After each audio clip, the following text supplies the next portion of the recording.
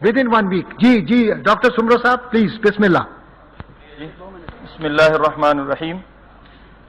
پہلی گزارش یہ ہے کہ ہمیں جب ہم تعلیم کے حوالے سے سوچتے ہیں تو سیکولر بن کے نہیں سوچنا چاہیے، مسلمان بن کے سوچنا چاہیے. ہم مسلمان بھی ہیں. اس ملک کو اسلام کے نام پر حاصل کیا گیا اور جو لاکھوں لوگوں نے قربانی دی وہ اسی نعرے پر کہ پاکستان کا مطلب کیا، لا الہ الا اللہ. جب بر صغیر پر انگریزوں نے قبضہ کیا تو انہوں نے جو نظام تعلیم دیا، لارڈ میکالے جو اس کمیٹی کا سربراہ تھا، اس نے کہا کہ میں ایسا نظام تعلیم دے رہا ہوں کہ یہ ہندو اور مسلمان اس نظام کے پڑھنے کے بعد یا تو یہ عیسائی بن جائیں گے، اگر عیسائی نہ بن سکے تو کم از کم ہندو اور مسلمان بھی نہیں رہیں گے. میں گزارش کرتا ہوں کہ قیام پاکستان کے بعد بھی ہم نے نظام تعلیم کو نہیں بدلا، اسی نظام تعلیم کو چلایا جس کے نقصانات ہمارے سامنے ہیں کہ اس نظام تعلیم کے پڑھنے والے جب بڑی بڑی کرسیوں پہ آتے ہیں، ذرا اس پر بھی غور کرنے کی ضرورت ہے کہ جس تعلیم کے نتیجے میں دہشت گرد، چور، ٹیررسٹ، رشوت خور، قومی خزانہ لوٹنے والے پیدا ہوں تو اس پر بھی تو سوچیں کہ آخر خامی کیا ہے. کتاب اللہ اور سنت رسول اللہ دو بنیادی چیزیں ہیں، اور کتاب اللہ کا جو مضمون ہے وہ انسان ہے.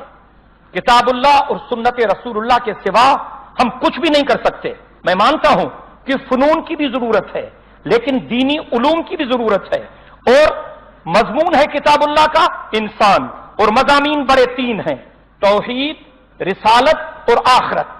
ہمارے ان جدید کتابوں میں اس کا تذکرہ فزکس میں، کیمسٹری میں، بایولوجی میں نہیں ملے گا. یہ نماز، روزہ، حج، زکوٰۃ، یہ مسائل آپ کو ان کتابوں میں نہیں ملیں گے. انجینئرنگ کی کتابوں میں، میڈیکل کی کتابوں میں یہ چیزیں آپ کو نہیں ملیں گی. اگر یہ چیزیں ہمارے سرکاری اداروں میں پڑھائی جاتی تو میں سمجھتا ہوں بہت سارا مسئلہ ہمارا حل ہو جاتا. میں مصر بھی گیا ہوں، میں سعودی عرب بھی گیا ہوں، اور میں مصر میں پڑھا ہوں الازہر یونیورسٹی میں. وہاں کے سرکاری اداروں میں اتنی دینی تعلیم دی جاتی ہے کہ میٹرک پاس بچہ بھی اچھا بھلا مولوی بن جاتا ہے. یہاں پر سارا نظام الٹ ہے، اس لیے پورے نظام پر نظر ثانی کی ضرورت ہے. نمبر 1.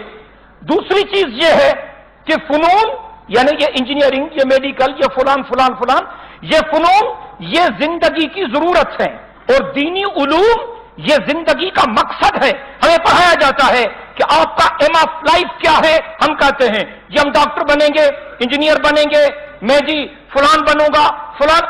اسلام کیا کہتا ہے کہ ہماری زندگی کا مقصد صرف اللہ کی رضا ہونی چاہیے.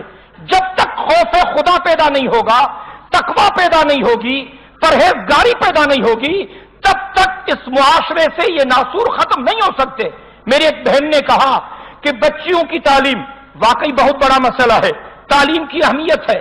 اگر کچھ لوگ اپنی بچیوں کو مخلوط اداروں میں چھوڑنا نہیں چاہتے، وہ مطالبہ کرتے ہیں کہ ہماری بچیوں کے لیے آپ پردے کے اہتمام کے ساتھ اسکول کھولیں، تو اس میں کیا حرج کی بات ہے. میں گزارش کرتا ہوں کہ اس وقت ان تمام چیزوں پر سوچنے کی ضرورت ہے. تقریباً تمام ارکان کا اتفاق ہے کہ صحت اور تعلیم کے شعبے پر بجٹ کم از کم دگنا ہونا چاہیے.